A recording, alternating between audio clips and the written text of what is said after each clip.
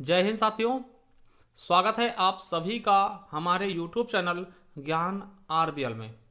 साथियों, मैं आपको बता दूं कि आपके एसएससी जीडी के एग्ज़ाम लगे हुए हैं, जिसके लिए हमने आपसे कहा था कि हम आपके लिए 40 नंबर की हिंदी करवा देंगे। और हमने हिंदी देखिए डिटेल्ड में पूरी बेहतरीन ढंग से दोस्तों हमने कंप्लीट करवा दिया और उसकी पीडीएफ भी हमने टेलीग्राम चैनल पे डाल दिया है। अब आप लोगों के कहने पे हमने दोस्तों प्रीवियस ईयर क्वेश्चन करवाने शुरू कर दिए हैं, ठीक है। और हिंदी के लिए दोस्तों आपको पता है कि हिंदी इस बार 40 नंबर की आएगी, ठीक है। तो उसी के लिए हम जो दोस्तों जुड़ चुके हैं आप लोगों के साथ, और रेगुलर हम मॉक टेस्ट लेकर के आप सभी के समक्ष आ रहे हैं, ठीक है। तो चलिए दोस्तों आज भी शुरू करते हैं। देखिए ये 40 में 40 नंबर वाला मॉक टेस्ट है। इसके पहले मैं एक चीज और बता दूं, आपको ध्यान में रखिएगा, ठीक है, कि अगर पहली बार जुड़े हैं ना तो आपको जाना कहाँ है, हमारे प्ले लिस्ट में देखिए। ये हमने संपूर्ण हिंदी पढ़ा दी मात्र 10 वीडियो में, संपूर्ण एसएससी जीडी कांस्टेबल के लिए, ठीक है। मात्र 10 वीडियो आप देख लीजिएगा, कोई भी दिक्कत आपको होने वाली नहीं है, ठीक है। हमने बहुत ही अच्छे से इसका पूरा संकलन किया है आप लोगों के लिए, तो एक बार जरूर देखिएगा, ठीक है। यहां से आपको मिल जाएगा। इसके अलावा देखिए एसएससी जीडी मॉक टेस्ट,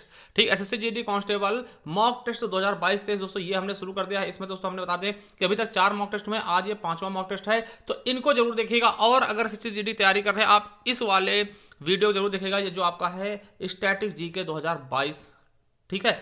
तो इस वाले देख लीजिएगा, स्टैटिक जीके बहुत अच्छे से हमने पढ़ाया है, तो यहाँ पे देख लीजिएगा, यहाँ से आपके क्वेश्चन बहुत सारे आपको मिल जाएंगे, ठीक है। तो चलिए दोस्तों शुरू करते हैं आज के हम मॉक टेस्ट को। तो चलिए दोस्तों, ये आ चुका है एसएससी जीडी का प्रीवियस ईयर पेपर, ठीक है। और इसमें हम देखने वाले हैं पूरे 25 क्वेश्चन। तो आपको दोस्तों लास्ट में ये बताना है कि आपने कितने क्वेश्चन सही किए, ठीक है। अगर पहली बार आए हैं हमारे चैनल पे तो कमेंट बॉक्स में कमेंट करके जरूर बताइएगा, और चैनल को सब्सक्राइब भी कर लीजिएगा, और एक बार दोस्तों संपूर्ण हिंदी वाला बैच जरूर देखिएगा। चलिए देखते हैं। देखिए पहला क्या है कि दिए गए शब्द का विलोम चुने। देखिए तरुण मतलब होता है दोस्तों जवान टाइप का, ठीक है। तरुण मतलब का तरुण अवस्था आपने जानते होंगे, ठीक है, कह सकते हैं दोस्तों, ठीक है। तो तरुण का क्या हो जाएगा दोस्तों, वृद्ध हो जाएगा। क्या हो जाएगा, वैसे देखिए जवान का पर्यायवाची भी कह सकते हो, कोई दिक्कत वाली बात नहीं, तरुण, ठीक है। क्योंकि दोस्तों जवान का भी वृद्ध होगा विलोम शब्द, ठीक है। तो जवान देखिए तरुण का विलोम शब्द क्या होगा, तो आपका वृद्ध हो जाएगा, ठीक है। वृद्ध हो जाएगा, क्या हो जाएगा, वृद्ध हो जाएगा, ठीक है। नया का पुराना होता है, जवान का दोस्तों जवान का भी आप वृद्ध कह सकते हैं, ठीक है। तो ये चीज समझिएगा कि पहले का ऑप्शन दूसरा बिल्कुल राइट हो जाएगा। चलिए अगला है, देखिए रिक्त स्थान को भरना है, और ऐसे हमने बहुत से क्वेश्चन कराए। देखिए रात की नींद होती है, देखिए रात की नींद कैसे होती है, तीव्र होती है। तीव्र देखिए नींद के लिए हम तीव्र का प्रयोग नहीं करेंगे, मोटी भी नहीं करेंगे, हरी नहीं करेंगे। आपको पता है रात की नींद क्या बहुत गहरी होती है ना, तो दोस्तों रात की नींद गहरी होती है, हम यहां पे गहरी शब्द भर देंगे, और बहुत ही अच्छे ढंग से इसको हम समझ रहे हैं, ठीक है। चलिए अगला क्वेश्चन है कि दिए गए वाक्य का वह भाग याद करें जिसमें कोई त्रुटि है।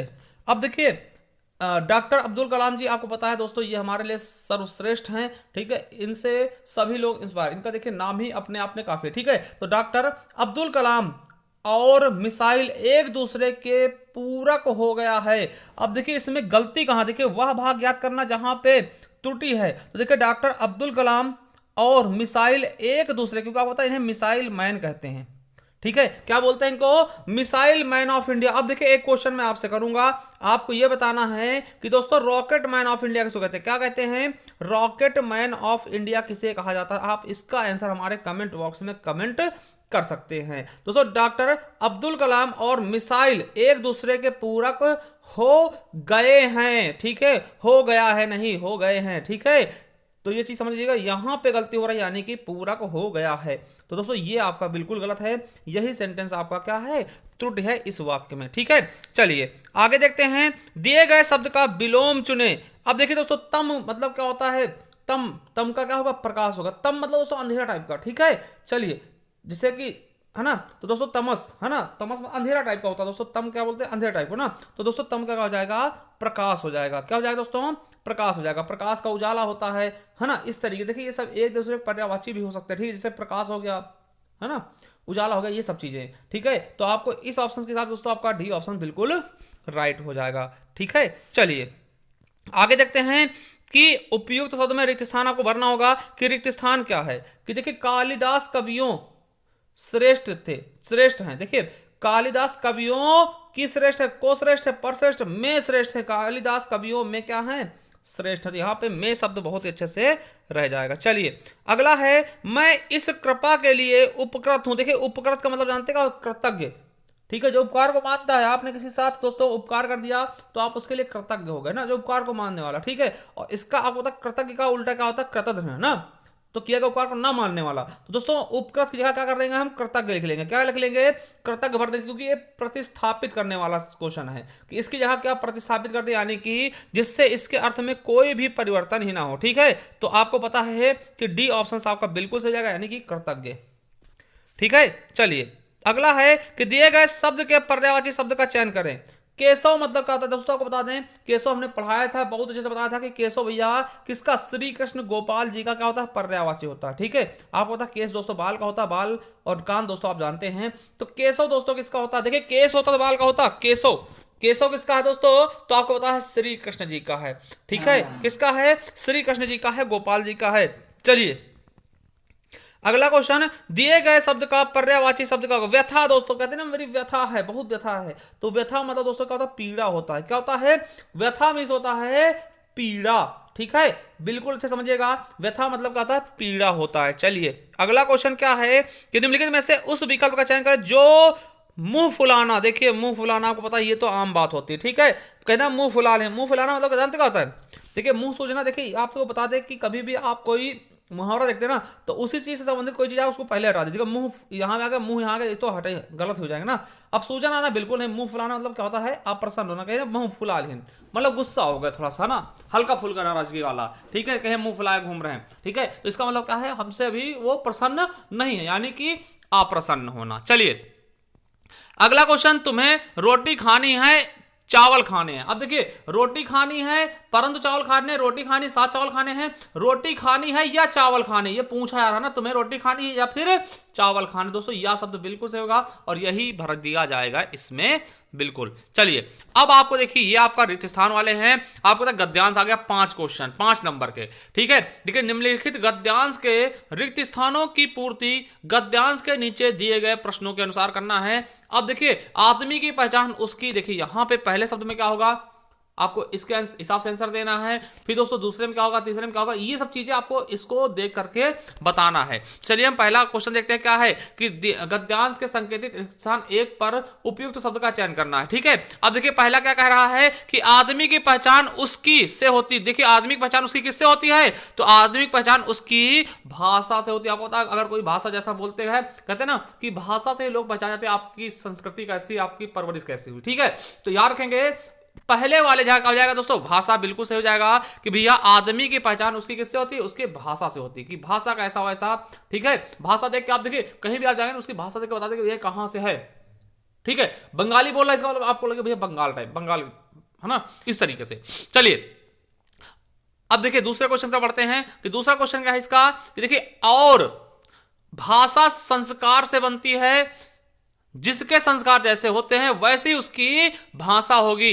जब कोई आदमी भाषा बोलता है तो साथ ही उसके भी बोलते हैं, साथ ही उसके क्या बोलते हैं, जब कोई व्यक्ति भाषा बोलता है साथ ही उसके क्या संस्कार भी बोलते हैं। कहते नहीं कि जैसे संस्कार वैसे लोग भाषा बोलेंगे ना, तो आपको बताऊंगा यहां पे दोस्तों आपको बिल्कुल सही संस्कार पढ़ देंगे। देखिए जब कोई आदमी भाषा बोलता है तो साथ ही उसके क्या संस्कार भी बोलते हैं। ठीक है, चलिए अब अगले क्वेश्चन पर बढ़ते हैं। तीसरा क्वेश्चन क्या कहा गया है, संस्कार भी बोलते हैं। ठीक है, चलिए अब यही कारण है कि शिक्षा, देखिए यही कारण है कि भाषा शिक्षक का दायित्व गुरुतर है, और गुरुतर और क्या है, तो दोस्तों गुरुतर और क्या है, चुनौतीपूर्ण है। क्या है, चुनौतीपूर्ण है। तो दोस्तों यहां पे आप देख लेंगे तो यहां पे तीसरा क्या भर दिया जाएगा, गुरुतर और चुनौतीपूर्ण है। देखिए केवल यांत्रिक कौशल किसी जीती जागती भाषा का नहीं हो सकती। तो दोस्तों किसी जीती जागती भाषा का क्या नहीं हो सकती, देखिए तो क्या नहीं हो सकती, उदाहरण देखिए यहां पे देखिएगा,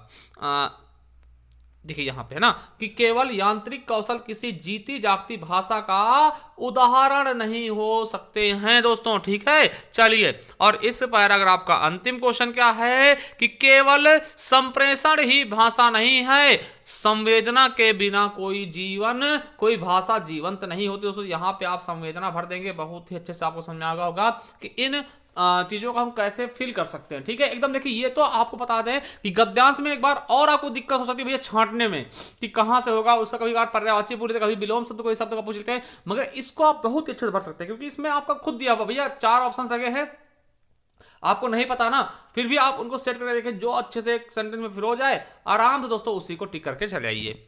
ठीक है, ये है जीडी की सबसे अच्छी बात। अब देखिए अगला है 16 नंबर क्वेश्चन कि दिए गए वाक्यांश के लिए एक शब्द क्या होगा जिसकी आयु लंबी हो। देखिए अल्पायु का छोटी आयु वाला है ना, दीर्घ आयु जिसकी दीर्घ आयु मतलब दीर्घ समय तक जिंदा रहे, मतलब जिसकी आयु क्या हो लंबी हो, कहते हैं ना बेटा दीर्घ आयु हो, चिरंजीव हो, है ना। तो दोस्तों दीर्घ आयु क्या होगा जिसकी आयु लंबी होती है। ठीक है, अल्पायु छोटे समय के लिए जटायु आपको पता, जटायु आपके बारे जटायु बारे आप लोग जानते होंगे। ठीक है, और वायु मतलब क्या होता है समीर हवा। चलिए अगला देखिए फिर दोस्तों प्रतिस्थापित वाला आ गया है कि दिए गए वाक्य में रेखांकित खंड को प्रतिस्थापित करने के लिए उपयुक्त विकल्प का चयन करें। अब देखिए गगन यानी इसका पर्यायवाची आपको देखना, किसान गगन की ओर निहार रहा। दोस्तों गगन में क्या है रेखांकित, गगन का पर्यायवाची हम क्या रख दें इसकी जगह, तो इसमें परिवर्तन ना हो तो गगन आपको होता है, गगन आकाश को बोलते हैं दोस्तों, आकाश रख देंगे ना तो बहुत अच्छे से आपको बिल्कुल अच्छे समझ में आएगा। दोस्तों यहां पे हो जाएगा गगन की जगह आकाश, तो आकाश हमारा दूसरा ऑप्शन बिल्कुल और बिल्कुल सही हो जाएगा। चलिए फिर प्रतिस्थापित करना है कि दिए गए वाक्य में रेखांकित खंड को प्रतिस्थापित करने के लिए उपयुक्त विकल्प का चयन करें। उस बालक को पिटते देखकर मेरा हृदय गया पिघल गया। अब पिघलने की जगह क्या होगा दोस्तों, पिघलने का मतलब जानते हो होता है हृदय कैसा होगा, संघनित नहीं होगा। ठीक है, हर्षित नहीं होता, कुंठित नहीं होता। ठीक है, किसी देखते जब आप द्रवीभूत हो जाते हैं ना, कहते हैं बहुत द्रवीभूत हो गया, मतलब कि द्रवित हो गया, मतलब पिघलने का अर्थ ही होता है द्रवित होना। द्रव में कोई चीज पिघलेगा ना, मान लिया बर्फ कोई पिघल रहा तो द्रव ही तो बनेगा, मतलब समझिए है ना। तो पिघलने का अर्थ होता है द्रवित होना, तो दोस्तों हृदय कैसा होता है द्रवित होता। ठीक है, तो यहां पे आपको दूसरा ऑप्शन बिल्कुल और बिल्कुल राइट हो जाएगा। चलिए आगे देखिए कि दिए गए वाक्य का वह भाग याद करें जिसमें कोई त्रुटि है। हमारे प्रदेश का सबसे पुरानी और प्रसिद्ध राष्ट्रीय उद्यान कहां है। तो आपको पता हो दोस्तों यहां पे गलती कहां हो रहा है कि हमारे देश का सबसे पुराना होना चाहिए। क्या होना चाहिए, हमारे देश का सबसे पुराना होना चाहिए, ना कि पुरानी। राष्ट्रीय उद्यान कौन सा है और कहां है, तो आपको पता यही सेंटेंस में गलती हो रही। देखिए हमारे देश का सबसे पुराना होना चाहिए, तो सबसे पुराना यही गलती ना, सबसे पुराना होना चाहिए था पुरानी नहीं। अब देखिए मगर इसका आंसर आपको करना भी है कि हमारे देश का सबसे पुराना राष्ट्रीय उद्यान कौन सा है और कहां है। आपको पता उसके 3 नाम बदलेगा। देखिए पहले कुछ नाम था फिर उसे चेंज किया गया, फिर दोस्तों उसका लेटेस्ट अभी जल्दी नाम चेंज किया गया था। तो सबसे पुराना राष्ट्रीय उद्यान कहां है और कौन सा है, क्योंकि आपको पता पहले वो उत्तर प्रदेश में ही था। ठीक है, जब उत्तर प्रदेश से दोस्तों अलग हुआ तो अलग राज्य में चला गया। तो आप बताइएगा उसका नाम कमेंट बॉक्स में कौन सा है और उसका वर्तमान नाम क्या है और किस राज्य में है। चलिए आगे बढ़ते हैं, सही वर्तनी वाले शब्द का चयन करें। देखिए दुःस्वप्न, दुःस्वप्न, दुःस्वप्न दोस्तों बिल्कुल सही आपका ये हो जाएगा दुःस्वप्न ना, दुःस्वप्न हो जाएगा। ठीक है, शुद्ध वर्तनी में आपको हम बताए हैं, तो दुःस्वप्न कैसे लिखेंगे दोस्तों इस तरह से बिल्कुल अच्छे से लिख देंगे। ठीक है, चलिए आगे देखते हैं 21 नंबर सही वर्तनी वाले शब्द का चयन करें। देखिए दीर्घ श्वास, देखिए ये दीर्घ श्वास लिखा है, ये दीर्घ गलत लिखा दोस्तों, ये दीर्घ गलत लिखा, तो आपको होता है यही शब्द आपको बिल्कुल सही हो जाएगा, दीर्घ श्वास हो जाएगा। क्या हो जाएगा, दीर्घ श्वास हो जाएगा दोस्तों, बिल्कुल सही आपका दूसरा ऑप्शन। ठीक है, चलिए अगला है निम्नलिखित में से उस विकल्प का चयन करें जो जूतियां चटकाना मुहावरे का अर्थ व्यक्त करता है। जूतियां चटकाना मतलब जानते हो, देखिए जहीं कहां भी जूतियां मिलेंगी उसको हम पहले गलत कर देंगे। देखिए जूतियां यहां मिल गई, जूतियां ये दोनों काट गए ऑप्शंस। अब नुकसान करना, देखिए जूतियां चटकाने मतलब नुकसान नहीं करना होता। ठीक है, हाँ व्यर्थ इधर उधर घूमना, कहते हैं जूता घिस गए है ना, मतलब जूते चटकाने मतलब क्या, जूते जो होते पुराने से हो रहे हैं ना, चटक से रहे ना, इसका मतलब क्या आपने घूमा होगा बहुत है ना, यानी व्यर्थ इधर उधर घूमना। ठीक है, चलिए रिक्त स्थान को भरना दोस्तों कि तोता में उड़ रहा है। दोस्तों तोता कहां उड़ेगा, आपको पता नदी में तो उड़ेगा नहीं, पाताल में उड़ेगा नहीं दोस्तों, पहाड़ में उड़ेगा नहीं दोस्तों, आकाश में उड़ेगा। ठीक है, तो तोता आकाश में उड़ा। देखिए बच्चों वाले क्वेश्चन है ना। चलिए अगला क्वेश्चन है दिए गए वाक्य का वह भाग ज्ञात करना जिसमें त्रुटि है। वह भाग ज्ञात करना जिसमें क्या है, त्रुटि है। मिस्टर सामनाथ ने घूमकर मां की कोठरी की ओर देखी। तो दोस्तों यहां देखी नहीं, देखा होना चाहिए था, मां की कोठरी की ओर देखा, तो दोस्तों की ओर देखा दोस्तों यही आपका गलत हो जाएगा, बिल्कुल सही। तो चौथा ऑप्शन बिल्कुल राइट हो जाएगा। चलिए अगला देखते हैं कि दिए गए वाक्यांश के लिए एक शब्द दीजिए। नीचे लिखे हुए, देखो आप कहते हैं निम्नलिखित में से क्या होगा, तो निम्नलिखित मतलब नीचे लिखे हुए शब्दों में से कौन सा सही होगा। ठीक है, कोई चीज आप लिखते 4 ऑप्शन लिखते ना, कहें निम्नलिखित में से कौन सही है, तो दोस्तों वही चीज पूछा गया, तो निम्नलिखित। ठीक है। ऊपर लिखित दोस्तों ऊपर लिखा हुआ, स्वलिखित खुद के द्वारा लिखा गया, ठीक है। हस्तलिखित मतलब हाथ से लिखा गया, और निम्नलिखित मतलब दोस्तों नीचे लिखा हुआ। तो दोस्तों नीचे लिखी हुई चीज को हम निम्नलिखित बोलते हैं। यह वाक्यांश के लिए एक शब्द है। तो दोस्तों ये 25 क्वेश्चन हमने करा दिया है। तो आप बताइएगा आपका कितने क्वेश्चन सही हुए हैं, ठीक है। एक बार मैं आपसे और कहूंगा कि भैया डिस्क्रिप्शन में आपको लिंक मिल जाएगा, वहां जाकर के आप हमारे प्ले लिस्ट को एक बार देख लीजिए। संपूर्ण हिंदी हमने पढ़ाया है एसएससी जीडी के लिए। थैंक यू, धन्यवाद। मिलते हैं नेक्स्ट वीडियो में, तब तक के लिए जय हिंद जय भारत।